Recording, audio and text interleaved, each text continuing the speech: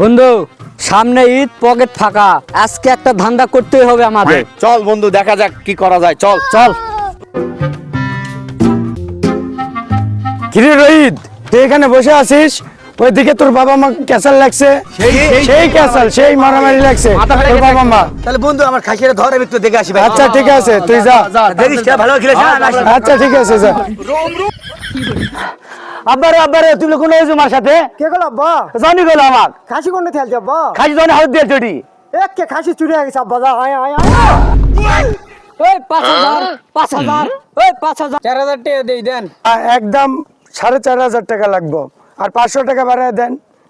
এ দোস্ত, চুরি করা মাল লাভ লস কি দিয়া দে। আচ্ছা ঠিক আছে, লোন। কিরে জনি, আমার বাপ ডাকিচ্ছে না?